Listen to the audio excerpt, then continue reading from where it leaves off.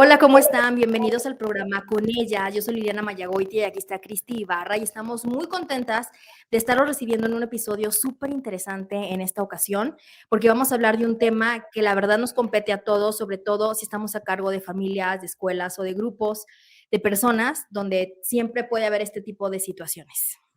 Así es, el día de hoy vamos a tocar un tema un poco sensible también, ya que es un tema que muchas veces es un tabú hablarlo, pero yo creo que en la actualidad es un tema que debemos de tener un conocimiento pleno para poder dar un soporte, un acompañamiento y brindar ayuda a las personas que lo necesiten. El día de hoy tenemos al doctor en psicoterapia, Leonardo Donori. Doroni. Doroni, perdón, ya me equivoqué aquí en el apellido. Y también vamos a enlazarnos en un momento más con Leri Bentancur, que es una psicóloga y es coordinadora de la Asociación de Acompañando Vidas. Cabe mencionar que el doctor Leonardo es el presidente de la Asociación ASULAC México, que significa Asociación de Suicidología de Latinoamérica y el Caribe.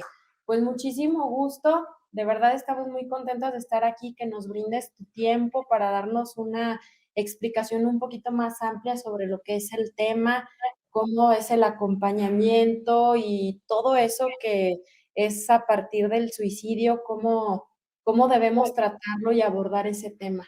Bueno, gracias a ustedes por la oportunidad que nos dan a la asociación, Acompañando Vidas a la Clínica, la doctora Leri Bentancur, que de alguna manera es lo que se está llevando adelante. Y como ustedes dicen, sí, el tema del suicidio es un tabú que debemos de ir rompiendo, porque cuanto más hablemos y más compartamos las experiencias de cómo salvar vidas, ¿sí?, menos suicidios vamos a tener. Ahora estamos hablando que ahorita el índice también de suicidio es en todos los rangos, incluso vemos niños que por el bullying que sufren o algún, no sé, problemática familiar y todo, están llevando el suicidio como una manera de escape. Bueno, no es una manera de escape en sí. Bueno. El tema del suicidio está creciendo, sí, a nivel infantil muchísimo. No es solo el tema del bullying, sino la violencia escolar también. Pero hay muchos tipos de violencias en las familias, en lo social, que debemos de abordar, justamente que son los condicionantes, además de los que es la soledad social, el rompimiento del tejido social, ¿no? Esa parte del sentimiento de abandono, de no me miran, de no me quieren, ¿no? De alguna manera no existo. Bueno, todo eso que hoy vivimos socialmente y en las familias, porque también hay que tomar en cuenta, con suerte los papás tienen que trabajar y bueno, están pocas horas en la casa. Los niños pasan mucho tiempo solos también, con muchas violencias en las calles, muchas violencias en su colonia, en la escuela, en todos lados, cada día hay más violencia. Y es algo que tenemos que pensar nosotros como corresponsables, como adultos, de qué hacemos y qué construimos como sociedad y como padres de familia, qué estamos haciendo con la población infantil, con los adolescentes fundamentalmente, que de alguna manera son los más altos índices, mismo dicho por la OMS, a nivel mundial. Leri Bendancourt tiene todos los datos, justamente está en esa parte de ir viendo cómo ir bajando índices, haciendo las propuestas, programas, proyectos, o sea, de alguna manera estamos armando con distintas partes de gobiernos, intentando llegar a los gobiernos, pero fundamentalmente con otros colegas, colaboradoras, ¿no? Y muchos psicólogos y psicólogas que estamos a fin de trabajar por la vida en distintas partes de México y en el mundo, ¿no? Como en México hemos formado el Frente Nacional de Prevención de Suicidio, que estamos en distintos lugares del Estado, pertenecemos a otras asociaciones a nivel internacional, hacemos investigaciones y estudios, y eso hace que de alguna manera busquemos aquí localmente comprender las situaciones de vida de las personas y cómo esta parte de los distintos tipos de violencias, económica, laboral, escolar, la violencia de género, violencia de pareja, cómo incide en estos factores de tener que tomar la decisión de un suicidio, ¿no? como Ok, tal. porque ya todo esto a nivel emocional, yo creo que ya es un cúmulo, me imagino que es así como una olla express que vas acumulando y acumulando, y cuando llegas al momento de explotar, bien, hace rato, bueno, mi expresión fue errónea de decir que es un escape, porque en realidad, bueno, pues es una, a lo mejor una mala decisión, o a lo mejor el no saber a dónde acudir, o no saber qué hacer en ese momento, o no tener el lugar adecuado ni las personas adecuadas que nos puedan brindar el apoyo que ustedes como asociación brindan. ¿De qué manera la gente se puede acercar a ustedes? ¿Cómo los encuentra? Ya sé que ofrecen distintas terapias y todo, pero sí nos gustaría saber cómo es que se dan a conocer, por qué medio los puede ubicar la gente.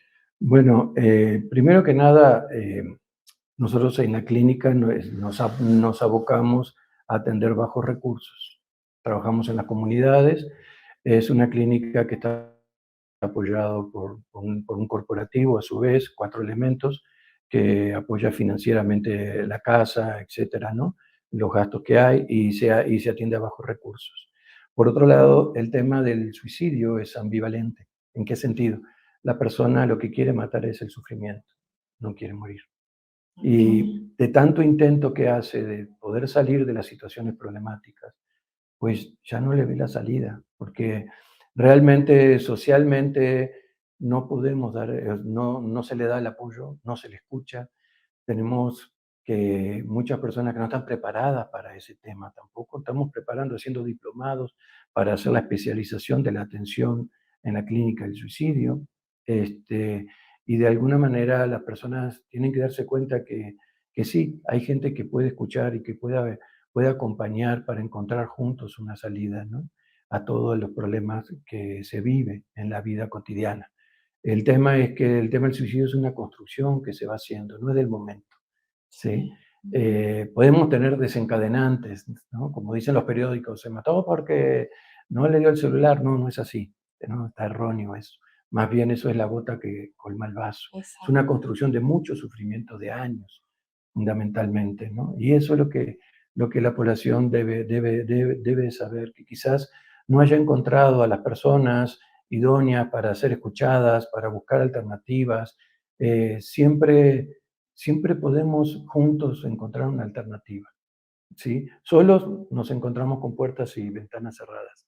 Sí, y es mucho más difícil salir ahora sí que del atolladero cuando estás solo, porque te vienen 1000 escenarios, yo creo que catastróficos, y en lugar de encontrar algo positivo, toda la vida vas encontrando cosas negativas. Es que hay mucha frustración, hay mucha impotencia y esto aumenta, pero también tenemos que ver que hay procesos, que nosotros llamamos procesos psicológicos, que son alterados químicamente en el cerebro, vamos a decir, por la depresión, que nosotros empezamos a ver todo lo negativo. Vemos una nubecita gris y decimos que hoy está todo nublado. No, es ese pedacito gris nomás, no está todo nublado. Sí. Pero nuestra mente percibe eso y eso es real para nosotros. No es que sea mentira, eso es real y vivimos eso. Y es espantoso para la persona que está sufriendo esa parte. Entonces, claro que lo que ve es que no hay salida, lo que ve que es todo horrible, ve todo lo negativo, porque hasta mentalmente, químicamente se organiza en ver todo lo negativo. Entonces, claro que hay que ayudar y hay que explicar esta parte también, ¿sí? De los problemas de percepción, de análisis, de cómo vemos la realidad. ¿Sí? Entonces, cargamos tanto lo negativo que si llevamos el mundo en contra, decimos, ya no puedo más, ¿sí? Sí, ya se torna tan complicada la situación que no encuentras ahora sí que el rumbo. Y yo creo que es esta parte de que también a muchos, yo decía que es un tabú y todo, porque a muchos les cuesta trabajo aperturarse al tema, porque creen que es algo que no va a pasar en casa o porque lo creen muy lejano. Y muchas veces ahí tenemos foquitos rojos encendidos que no sabemos cómo atender o nos da miedo el querer aceptar esa realidad. Entonces es aquí yo creo que donde entra la parte de la terapia, la Sí, parte del acompañamiento. Y la familia, también dan apoyo a la familia de personas sí. que, bueno, que han tomado esta decisión de vida, ¿cómo los acompañan? Porque me imagino que también ha de ser un proceso sumamente difícil para las personas que viven esto en casa. ¿Cómo es el no sé, la aceptación, el darse cuenta que sí están inmiscuidos en un tema grave. Bueno, hay un problema a veces popular que le llamamos chantaje. Ajá. No le hagas caso que está chantajeando. Es Ujú. muy común eso, ¿no? Nosotros le decimos a las familias, fundamentalmente a los papás, cuando una persona chantajea con su vida, que ya tiene un problema y tiene que atenderse, no es que le tengas que comprar el celular o la bicicleta, sino llévalo a atender urgente, porque ya eso es parte, está a la mitad de la conducta suicida. Hay un proceso de la conducta suicida, del pensamiento, la ideación, gesto, el chantaje, como dicen, ¿no? Hasta el intento suicida y el suicidio consumado. Está ya en el proceso, en la mitad. Si esto sigue, va a tener una consecuencia de un intento de suicidio o el suicidio consumado. Por eso tiene que acercarse con profesionales, con personas idóneas a que se atienda ese familiar. Los familiares, vamos a decir, las personas que están pensando en el suicidio, que quieren intentar, no están locas, están sufriendo Ujú. y mucho, mucho sufrimiento. Y además no se sienten escuchadas, no se sienten Por eso viene la valoradas. amenaza, ¿no? Y es que la amenaza es un grito de ayuda. Ajá. Es Eso es como lo que para tenemos que llamar dar. la atención en primera instancia, Más bien ¿no? es, Así. quiero ayuda, por favor.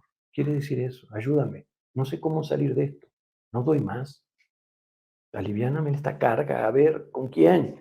Ujú. Ayúdame. Quiere decir todo. Es un grito desesperado de la persona.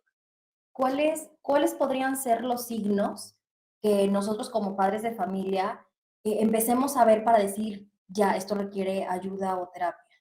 Bueno, va a depender mucho de las edades también, pero en lo general, bueno, poco manejo emocional, vamos a decir, irritabilidad, ¿no?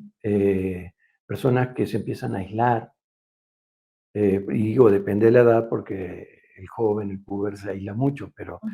eh, depende mucho, por ejemplo, que la persona le gustaba hacer algo y ya lo deje de hacer. Hay muchos síntomas a veces de la depresión, pero no es solo la depresión. Aquí el problema es la ansiedad, Ujú. ¿sí? Cuanto mayor son las crisis de ansiedad, más riesgo hay, ¿sí? O sea, una depresión con ansiedad es peligrosísima, porque hay que controlar la ansiedad.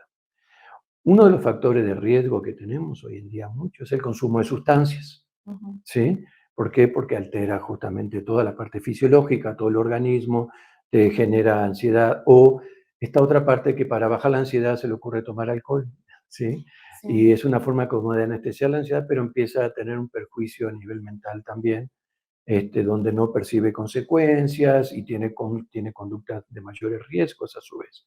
O sea, hay muchos factores que las personas pueden aumentar su consumo de alcohol, pueden consumir sustancias. Cuando yo le digo el alcohol no es para bajar la ansiedad, el alcohol, si no lo degustas, es que si quieres bajar la ansiedad con alcohol, pues lo mejor es una medicación. ¿No? No es una medicación el alcohol. ¿Sí? No es las sustancias como para agarrar y decir, ya me voy a curar porque me voy con mi mente a otro mundo, ¿no? No, no, porque los problemas no se te van a ir porque generes una expansión de tu conciencia, como dicen, o un delirio o lo que sea, ¿no? O, no se te van a ir los dramas de tu vida y los dramas de tu historia, cómo lo vas a trabajar. Entonces, no se trata de taparlos, se trata de trabajarlos con personas idóneas para esto, que son los psicoterapeutas y fundamentalmente en la clínica del suicidio, preparados para la clínica del suicidio, porque tampoco en las universidades te enseñan esta parte. Sí. Sí, es una subespecialidad. Y, por ejemplo, ahorita que estabas mencionando todo lo que es a nivel químico, las reacciones cerebrales y todo, que nos falta por ahí esa parte. Yo, por ejemplo, bueno, en mi caso, yo sí estoy atendida con medicamento por ansiedad y depresión, entonces y a mí me daba un poquito de miedo, la verdad, ir con el psiquiatra porque Es decía, tabú. sí, es que realmente, y yo creo que como yo, hay muchas personas que tienen ese tabú y ese Esa miedo creencia. y esa falsa creencia de decir, vas con el psiquiatra, estás loco. O sea, y mucha gente lo único que hace, yo sé que es un tema difícil de entender y mucha gente te dice, es que haz otras actividades, distrae tu mente y vas Échale a ver ganas. cómo la vida te va a cambiar. Pero la realidad es que no es cuestión de echarle ganas, porque si te despiertas y dices, hoy le voy a echar todas las ganas del mundo, pero de pronto no puedes, o sea, de pronto es algo como que te envuelve y no encuentras así como que la salida.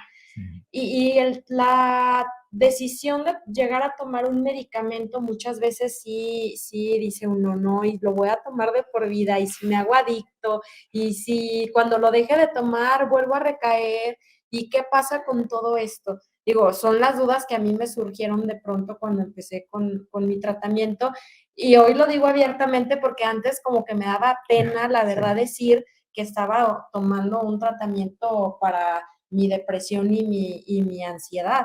Y hoy, la verdad es que lo digo abiertamente porque acompañado de mis terapias me siento súper bien, gracias a Dios.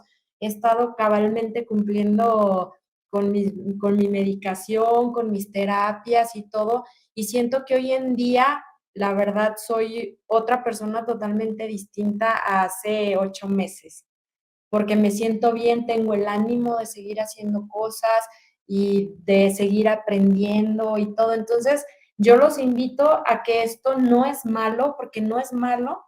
Al contrario, cuando reconoces un problema así, pues lo haces, lo tratas y sales adelante. La toma de medicamentos a muchos les espanta. ¿Tú cómo manejas ese rol? Mira, hay mucho tabú, como siempre. Sí. El tema de la mejor terapia es combinada, en esos casos, psiquiatría y psicoterapia. Ajá. La psiquiatría, o sea, la parte de de los medicamentos es como la parte mecánica, vamos a decir, el soporte, yo le llamo las muletas. Ajá. Y la parte de la psicoterapia es el que te acompaña para ayudar a pensar qué pasos ir dando en tu vida para salir de los problemas. O sea, no alcanza solo con la medicación, ni a veces solo con la psicoterapia, depende de los niveles de presión. Ajá. La medicación no es adictiva, los antidepresivos no son adictivos, ese es otro mito. Y por otro lado, si estás mal del estómago, pues, ¿a qué especialista más vas si estás mal del estómago? Sí, con el Al gastroenterólogo. Por eso no vas a ir a un podólogo, ¿no? O sea, exactamente, bueno, zapatero tu zapato. y es el especialista del cerebro, de la química del cerebro, nada más. ¿Sí? Ese es el mito que hay, pero es solamente que es el especialista de la química del cerebro, de cómo funciona. Son sustancias como la serotonina, que son los que hacen contacto con las neuronas y por eso estás cansada siempre. Porque hay zonas y a veces tenés problemas de memoria, podés poner, por eso la irritabilidad, que no manejas emociones, por eso la mala percepción de las cosas, porque no hacen contacto las neuronas por la falta de sustancias, puede ser la serotonina, etcétera, ¿no? Entonces, de acuerdo a dónde está fundamentalmente, es el día que tú puedes tener una fatiga crónica. Hoy no me puedo ni levantar un dedo, ¿no? Sí. Y no se alcanza, porque ay, mira qué lindo está el sol. No es un tema de ganas, es un tema fisiológico, un biológico. ¿No? No es un tema de que fuerza voluntad, no existe la fuerza voluntad aquí. Un tema biológico que no te permite andar, porque no funcionan las conexiones. Entonces, por supuesto, no es un tema de voluntad.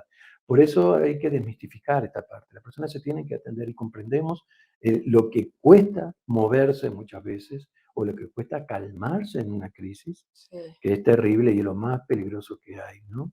Entonces, de alguna forma, creo importante que tu audiencia, escuchando esto, vea que todos son mitos y que realmente no son adictivos la medicación. Tienen que hacer psicoterapia, sería muy, muy importante, no solo con la medicación. Y eso en 3, 4 meses los síntomas se van. Nada más que hay que tomar mucho más porque se multiplica por 2 los meses para fortalecer el cuerpo y después tarda como 2 meses en quitarte la medicina, porque no se puede cortar enseguida, ¿no? Y nada más, digo, pero ni te das cuenta. Otra cosa, mito, que el antidepresivo no te va a hacer enseguida el efecto, no lo vas a sentir enseguida, casi al mes y medio. Hay mucha gente que toma y dice, ay, no siento nada y es una porquería, esto no me sirve. No, espérate, porque actúa como acumulando. Hasta que no se acumule cierta cantidad, puede pasar un mes, a veces te dicen 20 días, pero uno no lo siente. Recién ahí empieza a hacer el efecto. Sí, no es como una aspirina que me duele la cabeza y lo tomo y se va a la cabeza. No. Sí, todo tiene un proceso y todo tiene un tiempo. Y a veces sí somos así como que bien desesperados y queremos que todo funcione de rápido. Sí. Y yo creo que vivimos tan deprisa ahorita que queremos que así funcione todo. Claro. Me lo tomo ahorita y ya voy a estar feliz en un rato más. Me gustaría que Leri te contara un poco sobre el tema de cómo llegan aquí en la clínica. Ok, Justamente, ¿no? Porque aquí atendemos muy grave también, ¿no? ¿Y qué es lo que se hace en ese sentido aquí en la clínica? Perfecto. Fundamentalmente, ¿no? A ver, ¿ya estamos? Sí. Hola, Neri, ¿cómo estás? Lady. Ujú. Yo a todo el mundo le ando cambiando el nombre, perdóname. Hasta a mí.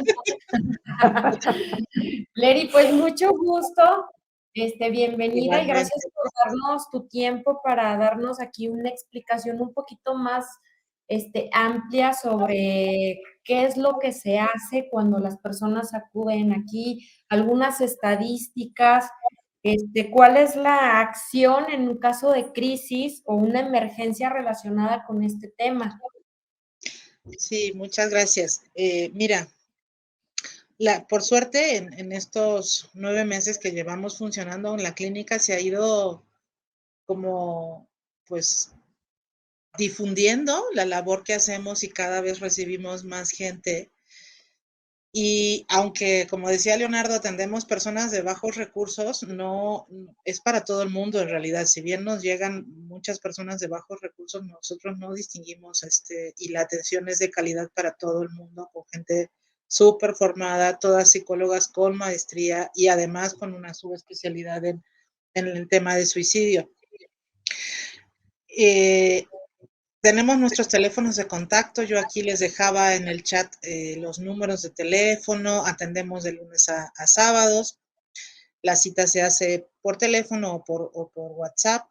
Y tratamos de dar la cita lo antes posible porque entendemos que pues la mayoría de las personas que acuden con nosotros están en crisis o lo estarán dentro de 2 segundos, por decirlo de una manera, ¿no? Porque pues sí tenemos muchas personas de alto riesgo. Por supuesto que también hay de riesgos menores o moderados, porque bueno, hay familias que de repente pues sí son capaces de detectar a tiempo y dicen, voy a pedir ayuda. Hay otros que realmente llegan en un estado extremo y tenemos que canalizar a veces para hospitalización, por ejemplo.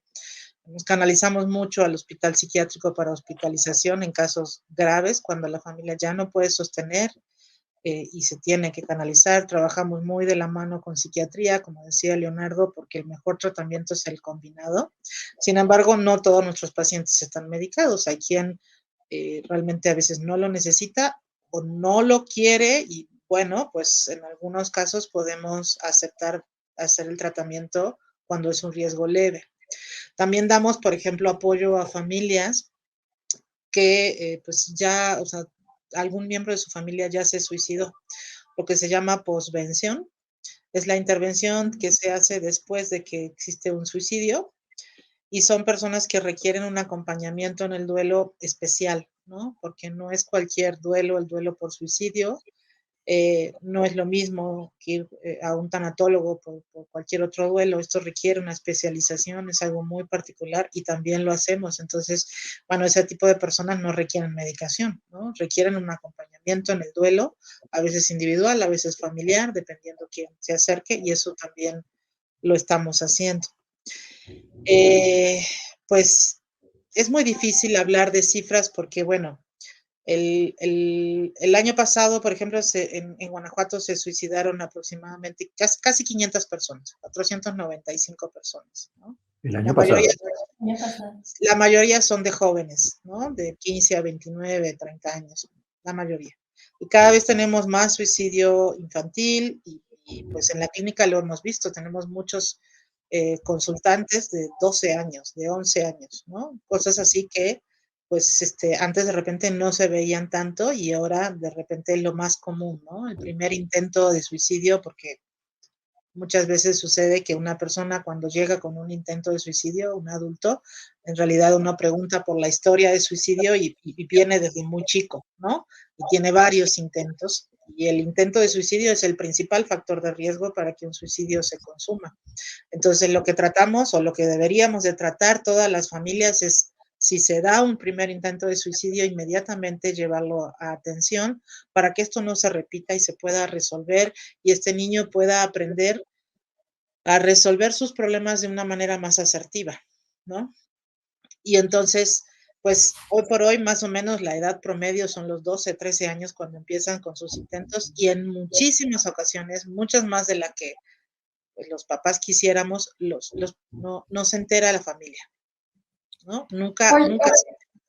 Sí, dime. perdón. Leri, y todo el tema, por ejemplo, que ve uno mucho en la televisión y todo, que es como una red de juegos a veces que hacen por internet y todo lo que es las redes sociales. ¿Esto sí es real que se desencadena todo esto como por una moda, un juego, un reto? Sí puede llegar, sí puede llegar. Ha habido retos que llevan al suicidio como tal. Hubo hace algunos años uno que se llamaba La Ballena Azul, no sé si lo escucharon, que llegó a provocar algunas muertes en chicos. No te voy a decir que es como la mayoría de los chicos se suicidan por retos, no, eso no pasa. Eso no pasa, afortunadamente no pasa, pero sí es un alto riesgo. Y sí han habido suicidios por chicos que pues siguen esos retos porque pues lo que es lo que le sucede a un adolescente normal, cualquier adolescente quiere agradar, quiere pertenecer, quiere hacer las cosas. Si lo retas, pues es como picarle la cresta y entonces sí lo quiere hacer, o sea, sobre todo pues chicos que sean más competitivos, en fin, es la edad en la que de repente no razonamos esas cosas, nos retan a algo y lo queremos hacer y no pensamos en las consecuencias porque además el cerebro no está lo suficientemente maduro, el de cualquier adolescente normal, ¿eh? No está lo suficientemente maduro como para medir las consecuencias de los actos.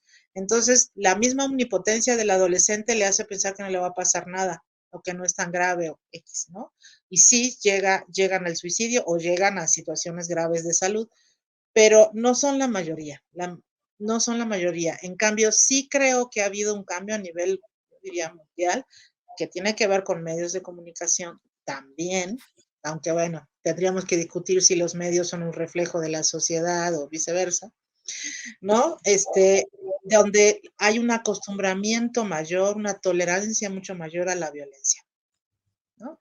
Cada vez las películas, las caricaturas, todo, o sea, son de un nivel de violencia muchísimo más elevado del que veían generaciones anteriores. Y eso va generando una tolerancia a la violencia. Y el suicidio es una conducta violenta autodirigida, finalmente, ¿no? Entonces sí creo que hay cosas que de repente los chicos están viendo que pueden ayudar pero no hablan, en suicidio no podemos hablar nunca de causa-efecto. El suicidio es una problemática tan compleja que es multifactorial. Entonces, puede ser que sea un chico muy expuesto a situaciones violentas, pero también en casa y saliendo a la calle o sin salir de casa, la violencia está ahí. Está el abandono también. Y un abandono que a veces puede ser intencionado y a veces no, porque ambos papás y hasta a veces los abuelos tienen que trabajar. Y entonces, si vivimos en una sociedad donde los sueldos el empleo es tan precario, los sueldos están precarios y no alcanza, pues todos los adultos tienen que trabajar y no hay espacio para la crianza. Entonces es un niño o es un adolescente que está solo, está solito, ¿no? ¿Y qué es lo que hace? Siente que pues a nadie le importa, que no tiene en quién apoyarse cuando tiene cualquier problema, ¿no? Pues se habla de la generación de cristal, pero en realidad que es muy discutible eso, pues, ¿qué hicimos los adultos que criamos a esa generación, en el caso de que, entre comillas, lo pongo, sea de cristal? ¿Qué hicimos para convertirlos en cristales? ¿No? ¿Dónde estuvimos? ¿Por qué los viejos son fuertes o son de hierro, pues, si lo queremos poner en comparación con el cristal? Pues porque tuvieron quien los criara, quien los enseñara, quien los acompañara. Esos niños están solos, ¿no? Y son niños que se siente que no les importa y quedan realmente expensos, muchos al bullying, por ejemplo, en la escuela, donde los adultos también volvemos a fallar porque no hacemos nada, pero hay otro montón de cosas que tienen que ver con el manejo emocional, donde en casa no se ha aprendido, ni en casa ni en la escuela, a manejar las emociones que todos tenemos, porque las emociones son humanas, son de todos, ¿no? Y cómo manejar esas emociones, no ha habido un adulto ahí que modele un cómo hacerle. Ya no solo que le diga cómo hacerle, que lo modele, ¿no? Si nosotros de adultos pegamos de gritos, insultamos, nos decimos hasta lo que lo que sea, incluso en el tráfico. Si nosotros hacemos cosas corruptas en chiquito, también vamos enseñando con nuestras acciones un montón de cosas a los muchachos que no necesariamente son las mejores para esta sociedad ni para enfrentarse a la vida, ¿no? Entonces tienes un adolescente que de repente llega a la secundaria, 12 años, llega a la secundaria, siempre había estado de repente, entre comillas, hiperprotegido en una primaria, siempre el mismo grupo, todos juntos, ahí vamos, ¿no? Y de repente o lo cambias de escuela o simplemente entra a secundaria y no tiene una sola maestra, tiene varios maestros y como no generó el mismo cariño con él que la maestra de sexto, pues de repente le dice reprueba un examen o le dice que no a un permiso, lo que sea, de repente ese es el primer no que se enfrenta a este niño. La primera vez que tiene que tolerar frustración y no lo logra. La mejor opción aquí en todos estos casos es mucha observación de nuestros niños, estar con ellos, estar al pendiente de con quién se juntan, qué ideas traen. En mi caso, por ejemplo, tengo un hijo de 10 años y él sí tiene la confianza de decirme todo lo que le dicen sus amigos y los temas que están hablando, y así yo siento que lo puedo guiar un poco mejor. Y también si hay como alertas o banderas rojas, decirle, ¿no? Vamos a hablarlo, mira, de esto se trata este tema, esto significa esta palabra, y que también los niños, sobre todo si están más chiquitos y empiezan a crecer y empiezan a entrar a la adolescencia, pues siempre estarlos observando. Es que actualmente ya se ha perdido la confianza de los hijos a los padres, Sí. ¿no? Entonces los hijos van con otros niños a hablar. Y los otros niños los generan maleducan. un mito también, porque no hay esa confianza con el adulto. Se ha perdido esa parte. Entonces, por más que los papás a veces dicen, yo quiero que mi hijo me hable, me cuente, pero los hijos dicen, pero si nunca estás. Claro, no se lo dicen a los papás. Yo ya lo tengo dicen como a aquí mi adentro. consejero, ¿no? Ya Sí. ellos escogen a sus consejeros, Sí. y pues ahí también está como el peligro. Entonces, yo creo que una parte fundamental donde podemos atender todo esto y para evitar todos estos sucesos tristes y lamentables, yo creo que también es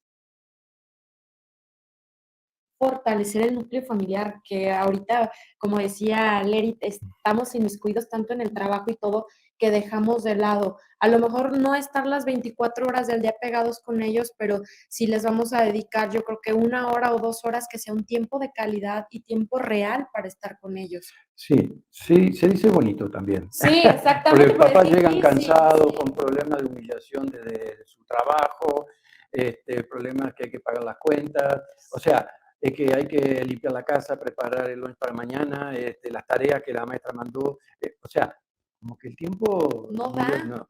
Yo creo que también que es importante crear espacios de reflexión, pero en las instituciones educativas, en los espacios públicos también, donde podamos hablar de todo esto. Y no solo jugar para distraerse, porque hay que pensar, hay que reflexionar y hay que permitir que se digan cosas.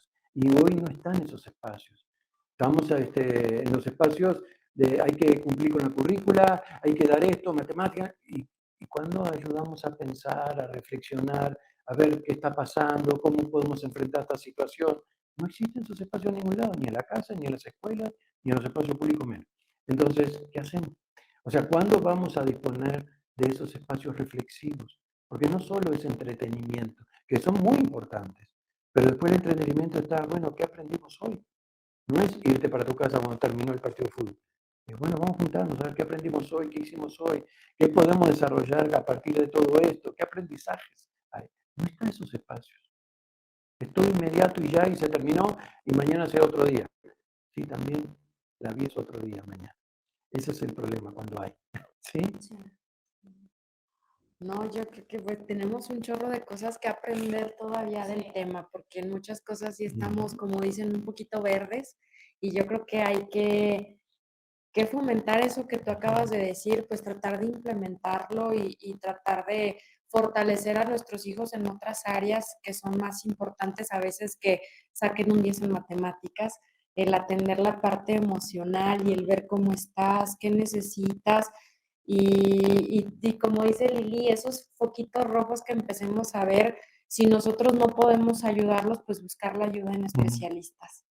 Y yo creo que, bueno, pues tu fundación hace hace mucha ayuda y tienen muchas herramientas para ayudar tanto a la familia como a las personas que están en crisis ya. Sí, es un equipo muy consolidado que tenemos, muy bien formados, el equipo nuestro. Buscamos formación continua, hay supervisión de lo clínico constantemente. Leri es la que se encarga de las supervisiones clínicas. O sea, vamos acompañando también a los colegas, ¿no? O sea, es un equipo muy unido, férreo y preparándose día a día, ¿no? Y eso también, porque lo que tenemos que ir preparándonos día a día es porque la sociedad va cambiando, las leyes, digamos, de la vida cotidiana van cambiando, ¿sí? Lo laboral va cambiando, ¿no? Ciertas condicionantes cambian y tenemos que ir adaptándonos y poder pensar qué hacemos ahora con esto nuevo que surgió, ¿no? Y eso es algo constante y que el equipo está logrando en esta parte, ¿no? Y constantemente no es solo la formación, sino también esta parte del pensar, del analizar, del investigar y de reflexionar, a ver cómo hacemos, ¿no? Y el acompañamiento entre todos nosotros del equipo. Y entonces primero, cuando sacan la cita a las personas con ustedes, primero se hace un diagnóstico. Sí, Leri es... Ah, ok. Sí, nada más quiero comentarles que el micrófono de Leonardo casi no se escucha. Hace mucha interferencia y que lo último no se escuchó prácticamente nada. Pero bueno. Reafírmalo, Okay. reafírmalo tú.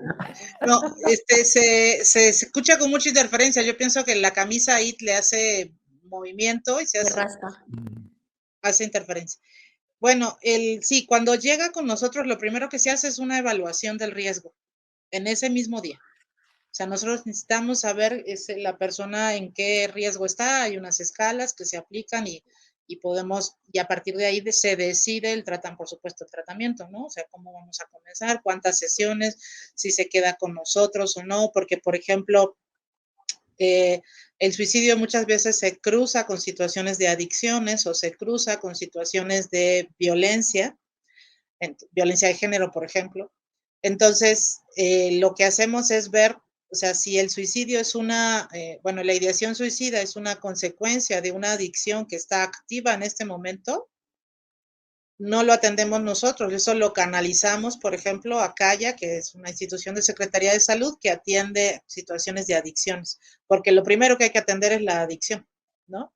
Y nosotros no somos especialistas en adicciones, entonces aquí atendemos suicidio. Lo mismo si la violencia, por ejemplo, estuviera activa, o sea, es una mujer que está sufriendo violencia hoy por hoy, pues vemos la manera de canalizarla a las instituciones que puedan atender la situación de violencia. Inclusive hemos llegado a hacer el vínculo para poder albergar alguna mujer que vive una situación de violencia extrema, ¿no? Entonces, si no fuera tan extrema y da chance de poderlo canalizar a instituciones que trabajan violencia, como Casa de Apoyo a la Mujer o el Instituto de la Mujer, pues lo canalizamos para ello. Pero esa evaluación para nosotros es fundamental y también evaluamos para investigar, porque también vemos cómo llega el paciente, en este caso, en qué estado llega, qué síntomas trae, y ese mismo instrumento que aplicamos al principio lo aplicamos al final del tratamiento para poder comparar y ver qué tan efectiva fue la intervención terapéutica, ¿no? Ok. Leri, vamos a hacer una pequeña pausita porque vamos a despedir al doctor Leonardo. Muchísimas gracias por tu tiempo, de verdad, yo sé que es muy valioso el estar aquí y que nos hayas explicado todo esto y nos saques un poquito de la nube, que esto es un tabú y es algo que existe, es algo real y es algo que tenemos que conocer y que atender, porque me queda claro que no estamos exentos ninguna persona de tener este tipo de situaciones en casa. Esto no exime ni las clases sociales, ni género, ni nada. Y es algo que sí debemos de estar preparados para ver los foquitos rojos y atenderlos. Y si esto, como dices, llega a un desenlace de suicidio, pues saber cómo atenderlo y estar en las manos correctas, pues para seguir adelante y quitarnos a lo mejor cierta parte de culpa y de frustración por no haberlo frenado antes. Y yo agradezco toda esta oportunidad y más a los que están viendo, digamos, esta audición, pues hay un número de emergencia donde se puede acudir. Ahora Leri va a hablar de todo ese tema también. Y fundamentalmente que las preguntas, que pregunten, que siempre estamos dispuestos a contestar y aquí vamos a continuar para lo que se siga necesitando. Muchísimas gracias y muchísimas gracias a toda la audiencia también. No, pues Muchas gracias. gracias a ti, de verdad, muchísimas gracias por habernos acogido aquí en tu clínica. En la clínica de todos. Y aquí vamos a pasar al final todos los contactos y todo Ok. para que los puedan buscar y contactar. Muchas gracias. No, al contrario, te Chao. agradezco. Ay, Leri, perdón, nos teníamos que hacer esta pequeña pausa porque el doctor Sí, ya no se te iba. preocupes. Oye, se sigue escuchando mal ese audio de tu micrófono Sí, también. atiendes a la chica, te Es quedas que por debe ahí ser la atenderla. conexión a internet Si porque quieren también ver, desde sacar casa. fotos. Ya. Sí, es Porque que se fíjate escucha que como de de cable y con interferencia. Ah, ok. Ajá. Bueno, Yo me di Sí. los lentes. Pues, Leri, síguenos contando un poquito más del tema, cómo podemos contactarlos, si tienen redes sociales, que nos hagas favor de compartirlas para poderlas nosotros poner en nuestras redes y así la gente tenga un número de contacto y ahora sí que su llamada de emergencia. claro que sí. Claro que sí. Estamos en Facebook, estamos como Azulac México, así nos pueden encontrar, o Azulac Acompañando Vidas, cualquiera de las dos formas. Pues la dirección estamos en la calle Estocolmo 513, en la colonia Andrade, aquí en León, Guanajuato. Pueden sacar citas por WhatsApp o por teléfono fijo, pues el WhatsApp es 477-852-6211 y el fijo es 477-688-4093. Nosotros atendemos de lunes a sábado, pero pues entendemos que alguien puede estar en una situación de crisis y eso puede ser domingo en la madrugada. Y para eso están los teléfonos, digamos, de secretaría, que dependen de Secretaría de Salud, que son 24/7, ¿no? Entonces ahí, pues hay psicólogos muy capacitados, muy bien capacitados que atienden y que en el caso de una situación de emergencia, si hay que mover ambulancia o lo que sea, pues ellos se encargan. Aquí en Guanajuato es el 800-290-0024, pero a nivel nacional está también la línea de la vida, que es el 800-911-2000. Ese número atiende también 24/7. Entonces, en una situación de crisis, pues ellos apoyan. Esto depende de la Secretaría de Salud Federal, el último teléfono. Oye, Leri, yo tengo una pregunta. Por Dime. ejemplo, cuando esto sucede en casa, ¿qué es recomendable hacer a la familia cuando el paciente entra en una etapa de crisis?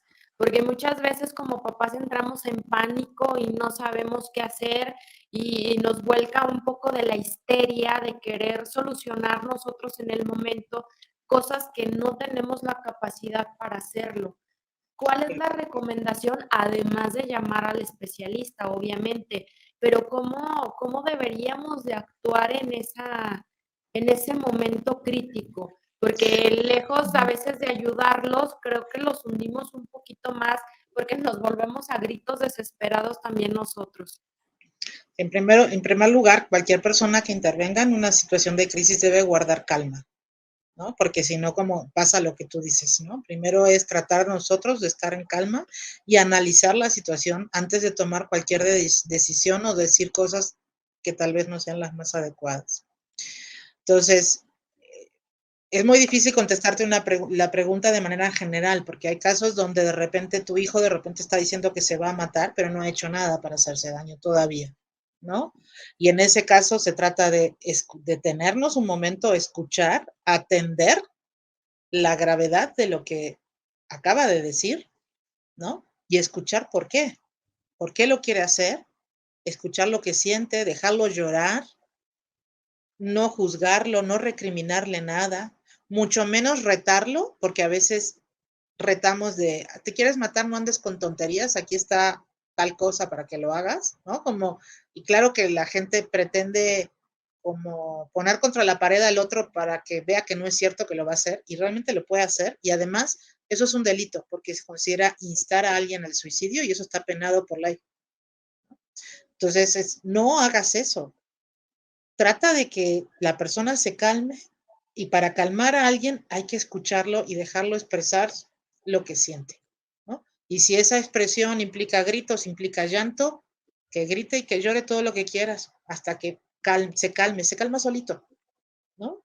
Mientras lo dejemos expresar. Lo único que vamos a cuidar es que no se haga daño, ni haga daño a nadie más, ni rompa nada. O sea, es como, quieres gritar, grita, quieres llorar, llora, berrea, como sea, hasta que saques todo y luego platicamos, ¿no? Eso si no se ha hecho nada. Ahora, si además ya se hizo un daño, como por ejemplo tomar alguna sustancia o medicamento, eso es una emergencia médica. A veces pensamos que hacen más daño el medicamento controlado que el paracetamol. Y la verdad, en muchos casos no es cierto. Y los papás subestiman o desestiman, se tomó 50 paracetamoles, no le va a hacer nada. El paracetamol nos puede matar por daño renal, así, ¿no? Entonces, a veces es más grave eso que... estoy pensando que no debía haber dicho eso. Si pueden luego editar esa parte, no digan lo que acabo de decir, porque justamente se puede tomar como un tips, ¿no? Invitación. Sí, exacto. Entonces, bueno, no subestimar y que sea el médico el que diga si ocupamos poner un suero, si ocupamos un lavado gástrico, que sea el médico que diga, no que el familiar. O sea, si tu hijo tu familiar se tomó algo, hay que llevarlo al hospital y que ahí se evalúe. Si se cortó, hay que valorar las heridas, ¿no? Si son heridas que sangran mucho, pues sí requiere a veces costura, requiere llevarlo. Aquí hay un tema con el tema de las heridas que a veces se confunden lo que son las autolesiones. Las autolesiones muchas veces se dan en conjunto con el suicidio, pero no siempre es lo mismo. Entonces, los papás creen cuando una chica, por ejemplo, se autolesiona con un cúter, ¿no? Y entonces se hace unas especies de rasguños, ¿no? Así como encima la denigran, porque con eso creías que te ibas a matar. No, ella no quería matarse. En ningún momento estaba pensando en matarse. Lo que quería era aliviar su dolor y eso es lo que hace con las autolesiones. Aunque suene, a nosotros nos pueda parecer extraño, para ellos, para quienes se autolesionan, lastimarse de esa manera el cuerpo les alivia el dolor psíquico, ¿no? Pero no buscan el suicidio, ¿no? Entonces, si Es yo como tengo cambiar el dolor de zona. Sí, exacto. Lo cambias a una forma que para ellos les resulta más controlable, porque la herida la veo y incluso la pueden llegar a curar, ellos mismos la curan, pero la pueden controlar porque la ven y aquí la tienen, ¿no? Y hasta dónde se corta, todo lo tienen controlado. En cambio, con el dolor psíquico, es como cuando tú decías que cuando llegaste a tomar medicamento, ¿no? Si llegaste en algún momento a sentir ansiedad, llega un momento en el que tú o sea, por supuesto que quieres sentirte bien, pero no sabes cómo, y es desesperante, ¿no? Porque el dolor Exactamente, no psíquico, sabes llámese cómo ansiedad, hacerlo. llámese depresión, llámese lo que sea, es algo que no sabemos cómo controlarlo muchas veces, ¿no? Entonces, por eso se autolesionan, pero la diferencia con un intento de suicidio a veces no es tan clara. Entonces hay que preguntarla, ¿qué querías? ¿Qué pensaste hacer? ¿Te querías matar? Porque aquí lo importante es la intención. Un niño de 10 años se puede querer matar tomándose 3 aspirinas, ¿no? Y tú como adulto dices, ay, mi vida, con 3 aspirinas no te vas a matar, pero eso no lo sabe el niño. Sí, ¿No? porque no dimensionan ellos No hasta dimensiona dónde. y no lo sabe, pero los adultos no estamos dimensionando porque creemos que como no se hizo un daño grave, no pasó nada. Y no estamos dimensionando que el niño dijo que se quería matar. O sea, lo importante es la intención. Él ya acaba de aprender que con 3 aspirinas no se mata. Lo que va a hacer, y más hoy por hoy, es agarrar su celular o el de su mamá o cualquier computadora que tenga en la casa y ponerse a buscar con cómo se puede matar. Y seguramente va a encontrar un método mucho más efectivo y letal y lo va a hacer porque no trabajamos la intención. Nos quedamos con que hizo algo pequeñito. Aquí lo importante es la intención. ¿Sí? Porque la gente siempre lo vuelve a intentar cuando no se trabaja esa intención. Y claro que van investigando y van buscando algunos una forma no dolorosa, otros más efectiva, como sea, pero lo van a hacer. Y hay que trabajar eso y escuchar y no asustarnos. No poner la tierra bajo la alfombra, porque hay muchas veces en familia que decimos, no, no hables de eso, no hables de eso, vamos a pensar en algo bonito, ¿no? Y eso es poner la tierra bajo la alfombra, ¿no? A ver, habla todo lo que tengas que hablar, hablemos cómo te sientes y vamos a buscar soluciones juntos, ¿sí? Una familia tiene que apoyar en estos casos, tenemos que apoyarnos todos entre todos, ¿no? Y si es alguien que yo siempre les digo cuando me preguntan, pero ¿debo de decir o no debo decir o debo guardar secreto que mi compañerita, que mi hijo, que el hijo de mi vecina, lo que sea? Por supuesto que se debe de hablar estas cosas. La familia tiene obligación de atender, pero también tiene derecho de saber, ¿sí? Porque ¿cuántos hijos tal vez se podrían haber salvado si la compañerita que sabía que se iba a matar le hubiera dicho a esa mamá? Si el maestro que está viendo que está raro hubiera llamado a esa mamá, ¿no? Y nos hubiera advertido como mamás. Entonces creo que tenemos todos una responsabilidad social como maestros, como vecinos, como papás de los amigos, todos tenemos una responsabilidad de decir, yo no veo bien a tu hijo, algo está pasando en casa, lo has observado, yo lo veo triste, lo veo aislarse, lo veo que ya no tiene amigos, lo veo que era un niño que cumplía con la tarea y ahora no trae tarea y no le importa, lo regaño y le vale. Algo está pasando con él, lo he visto llorar, ¿no? Atiéndelo. Y escucha a tus hijos, escúchalo. Y cuando amenazan con quererse matar o con cosas como tu vida sería mejor sin mí, yo no sé para qué nací, yo soy el problema de todo en esta casa, pero ya los voy a liberar, cosas por el estilo. Cuando dicen ese tipo de cosas, están pensando en quitarse la vida. Sí, ahí ya hay puntitos rojos que debemos de ver. Ahí se cortó, no te escuché. Te digo que ahí ya es cuando tenemos los foquitos rojos que Exacto, hay que atender y hay que ver. exacto. No pasemos por alto Oye, esos foquitos Len, rojos. Sí. y por ejemplo, bueno, nosotros que atendemos que nuestra audiencia son mamás y es mayormente mujeres y todo, digo, también hay hombres, pero la mayoría son mujeres. Esta parte de sentirte culpable de no estar acompañando a tu hijo al 100%, porque muchas veces el trabajo no lo permite, y toda esta dinámica que se genera en casa, ¿cómo lo podemos trabajar nosotros a nivel emocional también? Porque también es una problemática de las mamás, digo, también de los papás, obviamente, pero a lo mejor la mamá lo vive un poquito más fuerte porque es la que está un poco más en casa. Sí, o la que siempre nos han dicho que tenemos que estar, porque la crianza es asunto nuestro, ¿no? Ajá.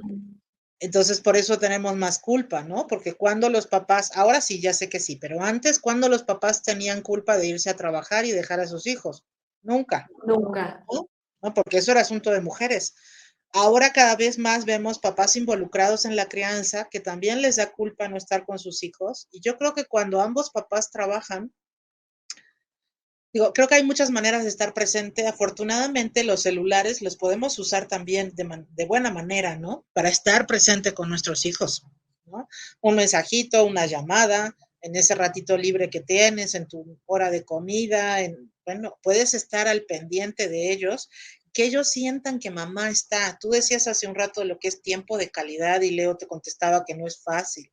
Efectivamente no es fácil, pero hay otras cosas que son, entre comillas, más fáciles, que es como un mensajito de ya comiste, ya hiciste la tarea, voy a la casa del vecino, voy a la casa del primo, no sé qué, bueno, pero me avisas cuando llegues, me avisas cuando regreses, lo que sea, ¿no? O sea, es como sentir que mamá y papá están ahí y que ambos se puedan dividir las tareas y que no sientas que cae sobre ti nada más como mamá, a menos que estés criando sola, ¿no? Pero si tienes una pareja ahí que está criando contigo, puedes decir, a ver, yo me ocupo las tardes de lunes, martes y miércoles, tú jueves, martes, bueno, no sé, otros días como hoy voy a tener una junta importante del trabajo, no puedo estar al pendiente del teléfono, por favor háblenle a papá cualquier cosa, cosas así que digas, reparto la tarea y yo me meto a mi junta de una manera que pueda estar tranquila en la junta sabiendo que puedo soltar mi teléfono y mis hijos están solos en casa, pero si se incendia la casa, ahí va a estar mi esposo para contestarles el teléfono. ¿Sí me entiendes? O sea, es Sí, como no sí. sentir toda la culpa tuya, porque finalmente, pues trabajar hay que trabajar y los hijos lo pueden entender cuando estamos presentes. Sí, Y, cuando se hace una dinámica de equipo y todos formamos exacto, parte de, que no exacto. se sientan ellos excluidos, porque muchas veces se comete el error de que es que no estoy contigo, pero tienes todo. A lo mejor materialmente hablando lo tienen todo, pero la parte emocional no está cubierta. Entonces es bien importante lo que tú dices porque hay que saber hacer equipo y hay que hacerlos parte de, que ellos sientan que pertenecen realmente a una familia. Exacto, exacto. Y que aquí vamos a estar. Y otra cosa bien importante, sin que haya riesgo alguno, siempre criar a los hijos sabiendo de que todo tema se puede hablar en casa. Te pase lo que te pase, yo voy a estar ahí para escucharte. Eso, ¿no? Si un día tienes un problema con la ley, si un día tienes un problema o te estás cuestionando cosas de tu sexualidad, si un día alguien te está amenazando, si alguien te hizo algo indebido, yo estoy aquí para escucharte y para apoyarte. Eso, que haya esa seguridad en tus hijos y no el pensamiento de si le cuento esto a mamá me va a matar. Sí, que muchas veces eso es lo que pasa, porque estamos, como decía el doctor hace rato, que estamos tan inmersos en el trabajo y llegamos, la verdad, con problemas del trabajo, porque también ahí hay problemas y también los Claro. adultos tenemos problemas. Entonces, llegar y atender la problemática de los hijos a veces sentimos que es cosa menor, como que no tiene tanta importancia. Y yo creo que sí hay que darnos ese espacio, como lo dices tú, de que ellos tengan un foro abierto en casa de decir, estos 5 minutos los voy a dedicar para decirte cómo me siento, qué me está pasando, tengo dudas acerca de esto, quiero que me expliques. Si no lo puedes hacer tú, por favor, llévame a un lugar donde me puedan explicar y donde me puedan ayudar, porque también el llevarlos a un centro donde ellos encuentren la ayuda psicológica, también es ayudarlos y es apoyarlos Sí. y es estar al pendiente de ellos. Exacto, exacto, exacto. Muchos papás llegan diciendo eso. Yo ya no puedo. Hice esto, hice otro, pero ya no. O sea, hasta aquí llega como mi capacidad como mamá, como papá. No puedo y por eso busco ayuda profesional. Y tú ves papás que han hecho las cosas bien, ¿no? No, no, no, no necesariamente las hicieron mal, pero a veces se requiere un poco más, ¿no? Sí, y pues seguir en observación, seguir al pendiente. Y también nosotros, porque muchas veces los del problema somos nosotros, los Bueno, papás, ¿no? El niño a veces es más maduro, a veces es más tolerante, es más, a ver, mamá, tranquilízate, respira, ¿no? Y los papás son los que estamos así, digo, ¡ah! Entonces, fíjense también todo el entorno familiar que se da, los roles que cada uno toma, pero también eso es importante que estemos al pendiente porque sí es muy claro, bueno, yo lo he visto en muchos casos, no precisamente con mi hijo, pero lo he visto en muchos casos, que sí se ve el cambio de que eran muy alegres y de repente ya no lo son, o eran muy serios y de repente están hechos un relajo. Entonces, y generalmente es también por las personas con las que se juntan. Entonces, sí estar al pendiente, pero estamos hablando, en este caso ahorita, de los adolescentes y los niños, pero muchas veces los focos rojos también vienen de los adultos. Exactamente. O sea, los adultos también toman esa decisión de ya no querer estar, están pasando por depresiones y muchas veces son las mamás, ¿no? Son las mamás también las que necesitan esa ayuda de decir, yo ya no puedo más.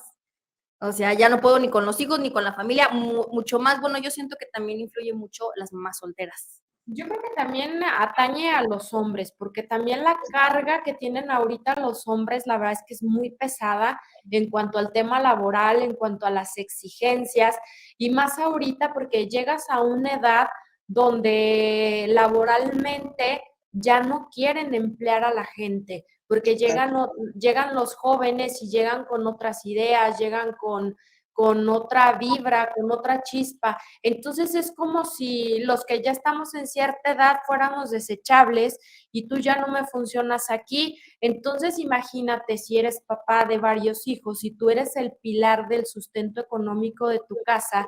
Yo creo que también a los hombres les pega y les pega demasiado, porque es una frustración a nivel emocional bastante fuerte el no poder cumplir con las necesidades ni siquiera básicas de tu familia. Sí, claro. Sí, o sea, los roles yo creo que están entre adultos, jóvenes, o sea, no sabemos qué elemento de la familia va a desarrollar esta desesperación y frustración por no poder enfrentar algo. Como decía el doctor y como decía Leri, la verdad es que quieren quitar el dolor, no tanto, o sea, el sufrimiento, no tanto el de ya me quiero morir, ya no quiero estar, sino quiero que se acabe esta sensación de que no puedo más. Así es, así es. Y eso que acabas de decir de los hombres es una de las principales causas que los lleva a los hombres al suicidio, ¿no? El no poder cumplir con el rol que creen que les toca como hombres, ¿no? Porque desde años pues se les ha adjudicado este rol de proveedores, que eso ha cambiado muchísimo y ahora se provee compartidamente en muchas familias, ¿no? Pero pues sienten que ese es su rol y si no lo pueden cumplir, ¿qué sentido tienen sus vidas? Muchas veces lleva eso al suicidio en el caso de los hombres. Los hombres se suicidan entre 3 y 4 veces más que las mujeres y tiene que ver justamente con temas de roles de género. Cómo asumen ellos su masculinidad y lo que creen que debe ser un hombre y lo que no. Por ejemplo, los hombres no lloran, los hombres no piden ayuda, los hombres siempre tienen que poder proveerle a su familia, los hombres tienen que dominar a sus mujeres, ¿no? Este tipo de pensamiento muy machista arraigado hace que, pues finalmente, si fracasan en eso, pues sientan que no sirven para nada, ¿no? Y eso los lleva muchas veces al suicidio porque jamás se van a acercar con un psicólogo a pedir ayuda porque eso no es de hombres, ¿no? Y mucho menos ir al psiquiatra, ¿no? Eso no, tienen que poder solos. Y eso es muy, muy triste, muy triste. Afortunadamente viene cambiando para ser un poco esperanzadoras también y no ponerle como este tinte tan depresivo. O sea, afortunadamente viene cambiando y cada vez más uno ve en la consulta hombres que se acercan a pedir ayuda sin que estén tan graves, o sea, como de traigo este problema o me estoy divorciando o traigo este problema con mi pareja o tengo este problema en el trabajo, lo que sea, entonces se acercan a buscar ayuda profesional para manejar mejor sus emociones, porque ya no quieren ser tan explosivos, porque pues se empiezan a preguntar si ellos estarán mal en su forma de actuar o de pensar, cosa que antes no pasaba. No pasaba. Entonces, creo que eso va haciendo y va a hacer que tengamos una sociedad diferente más adelante, ¿no? Pero todavía tenemos mucho este problema, lamentablemente. Sí, todavía falta normalizar que está bien no estar bien. Exacto, exacto. Creo que vivimos en una cultura de la felicidad, donde la felicidad tiene muchísima publicidad y la verdad que la felicidad son momentos, ¿no? Son momentos. Y está bien estar triste, está bien estar X, como dicen los chavos. O sea, a veces no estamos súper alegres, súper pilas, súper acá. No, pero estamos bien igual o estamos normal, estamos tranquilos. Hay otras formas de estar y a veces hay días que no queremos ver a nadie, que nos sentimos súper mal, que no tenemos ganas de ir a la fiesta, que por supuesto no tenemos ganas de ir a la escuela, a trabajar, a lo que sea. Y está bien. O sea, a veces pasa, ¿no? A veces hay que cumplir y solo cumples, pero no es así como de, qué felicidad. No, pero está bien. Yo creo que eso es lo que nos falta y también enseñárselos a nuestros hijos en casa, porque nos han vendido una mercadotecnia de que tienes que estar feliz todo el tiempo y tienes que estar sonriendo y todo lo tienes que hacer con gusto y todo lo tienes que a disfrutar y todo. Y la realidad es que tenemos una cultura y unas creencias. Uno, no estamos acostumbrados a decir que nos sentimos mal. ¿Cómo estás? Bien. Y por dentro estás, híjole, que te dan una revolcada por dentro. No estamos tampoco acostumbrados a disfrutar nuestro tiempo, porque vivimos tan deprisa que hasta nos da culpa sentarnos 5 minutos sin hacer nada y sentirnos bien por eso. Ajá, está bien no hacer nada, está bien descansar sin culpa. Sobre todo las mujeres tenemos mucho esto, de tenemos que estar haciendo algo, ¿no? No puede ser que estés descansando. Entonces creo Tenemos que esa sensación de que si nos quedamos quietos un momento ya decimos, se me está olvidando algo. exacto. Traemos la cabeza vuelta loca y si ahorita estamos haciendo una actividad, por ejemplo, estás haciendo de comer y, híjole, tengo que sacar la ropa de la secadora y la otra ya va a salir de la lavadora y tengo que ir por mi hijo a la escuela que ya va a salir y ahorita tengo que abrirle la puerta de la paquetería. O sea, traes tantas cosas en la cabeza que te olvidas muchas veces de disfrutar cada momento y te olvidas hasta de disfrutar, bueno, no de disfrutar, sino de sentir plenamente todas tus emociones, como bien lo decías tú, la tristeza, el enojo, la frustración, porque al final del día, cuando las entendemos y las aceptamos de cierta forma, pues nos ayuda a pedir ayuda y a salir adelante de esta situación. Así es, y no satanizar las emociones. Son parte del abanico de nuestra capacidad expresiva y está bien, está bien. El asunto es qué hacemos con ellas. Incluso está bien enojarse cuando algo nos enoja, pero eso a mí no me da derecho de soltar un golpe, por ejemplo. ¿Qué hago con lo que siento? ¿No? Eso, está bien, si quiero llorar, puedo llorar. O sea, ahora, cuando ya me lleva ese dolor y esa tristeza, me lleva a lastimarme, pues ahí ya las cosas no están bien, ¿no?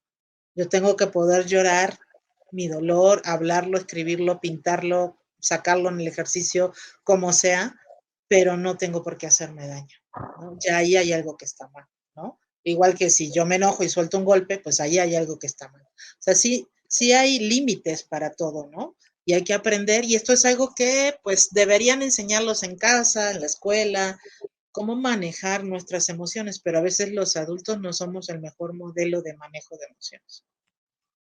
Es correcto. Leri, yo sé que todas las terapias son distintas de acuerdo a la personalidad y necesidades de cada paciente, pero hay algo aquí en la clínica, en las salas, que me llamó mucho la atención, que es la caja de arena. Eso Ajá, yo nunca lo había visto. ajá. Entonces, ¿eso en qué tipo de terapia se utiliza o qué beneficio tiene? Sí. Digo, porque desconozco totalmente qué es. Mira, la caja de arena es un recurso fundamentalmente para trabajar con niños. Es una técnica, no es una terapia en sí, es una técnica de trabajo. A veces podemos, pues con terapia con niños se puede dibujar, se puede agarrar un juego en específico, se puede hacer teatro, o sea, es una técnica más, ¿no? Sí hay que tener una formación para hacerla, para trabajarla, pero pues es una forma de trabajar el mundo interno del niño o del adolescente a través del contacto con la arena. Se puede trabajar con adultos en algunos casos cuando la emoción no se puede expresar mucho a través de las palabras, se puede trabajar así también, pero sobre todo y principalmente es para trabajo con niños. Pues sería muy tardado explicarte en qué consiste, pero sí es una técnica para trabajo con niños. ¿Viste Pues por ahí muchas la caja gracias. No, de nada. Sí, ya la quiere agarrar. La vi en los consultorios y me llamó la atención. Dije, bueno, nunca había visto yo en un consultorio Esa la caja de cajita. arena. Yo dije, bueno, ¿cómo ayuda? Digo, si estás muy enojado, agarras el puño de arena y se lo avientas. Ay, No. no lo hagan en casa. No, por favor. Pues muchas gracias que Bueno. pudiste darnos y brindarnos tu tiempo tan importante y vital para poder hablar de este tema, porque muchas personas, la verdad es que estamos como perdidos en cómo actuar, qué hacer, a dónde ir, sobre todo cuando estamos viendo cosas preocupantes en la familia. Así que estamos muy agradecidas por todo lo que nos acaban de decir. Yo creo que esto abre un poquito más la conciencia, la mente y decir, no está mal pedir ayuda, ya sabemos a dónde acudir. Vamos a dejar los teléfonos también para que la gente pueda, pues, saber a dónde dirigirse. Y algo más que quieras decir, Cristi. No, bueno, pues al contrario no tengo otra palabra, sino que agradecimiento porque nos abrieron las puertas de la clínica y nos dieron su espacio para poder explicarnos y romper un poquito este tabú de lo que es el suicidio y que es algo que, como lo decía yo hace rato, es algo real, es algo que existe y es algo que tenemos que aprender a tratarlo para que no tenga un desenlace de un suicidio consumado, como lo decía el doctor hace un momento. Y pues hacerle la invitación a todos, a los papás, a las mamás, a los abuelitos, a todos los que nos hacemos cargo de niños y también a los adultos que nos hacemos cargo de nosotros mismos, que cualquier síntoma de depresión, de ansiedad y cosas que ya veamos que nos están dañando, que por favor pidamos ayuda. Creo que en este momento no estamos solos. Hay muchas instituciones, así como ustedes, que nos brindan esta ayuda, como lo decías tú, a gente de bajos recursos, pero también puede ser de todo tipo de estatus social, porque no estamos exentos, nadie estamos exentos de vivir un tema de esta naturaleza en casa. Entonces, hoy más que nada es la invitación a seguir preparándonos, a seguir conociendo sobre el tema y atender todo eso a nivel personal, familiar, laboral y sobre todo en las amistades y en la escuela de nuestros hijos y nosotros en nuestro trabajo.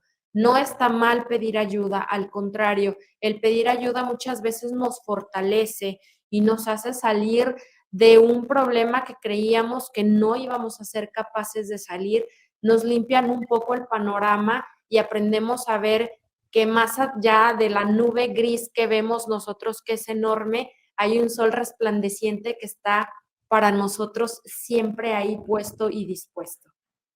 Así es. Muchísimas gracias por la invitación. Se me olvidó decir algo bien importante, que lo voy a decir al final, y es que en la clínica hacemos estudio socioeconómico a cada persona que llega. Eso también es parte de la evaluación. Entonces, la persona paga de acuerdo a sus posibilidades. Por eso Leonardo decía que era para personas de bajos recursos. Recibimos de todos los recursos, nada más hay un tope, o sea, no. Entonces, para que sepan que el dinero no es problema para recibir ayuda. Eso me parece súper importante que la gente lo sepa.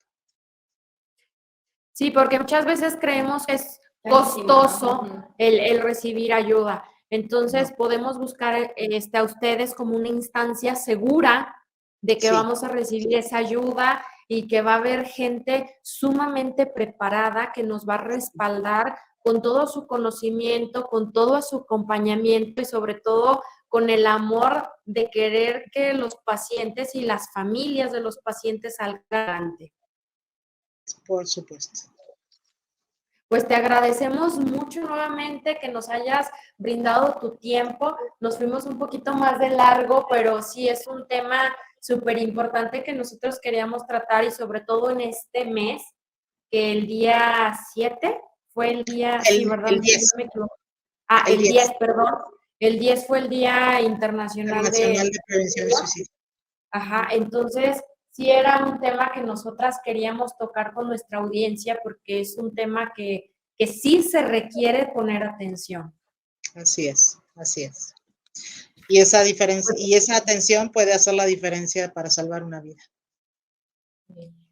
Pues sí, muchísimas gracias a toda la gente que nos está escuchando, que nos está viendo en las diferentes plataformas, ya sea Spotify, ya sea Facebook Live o, bueno, en este caso no va a ser live, pero también en nuestro canal de YouTube, porque gracias a eso podemos alcanzar a más personas. Así que muchas gracias también a todos los que nos mandan los mensajitos, porque así nos enteramos de las cosas que también quieren saber y sobre todo si tienen alguna duda de los temas que estamos mostrando y de los invitados. Muchas gracias por vernos. Nos vemos en el siguiente programa y recuerda que están con ellas. Nos vemos. Gracias. Adiós. Gracias.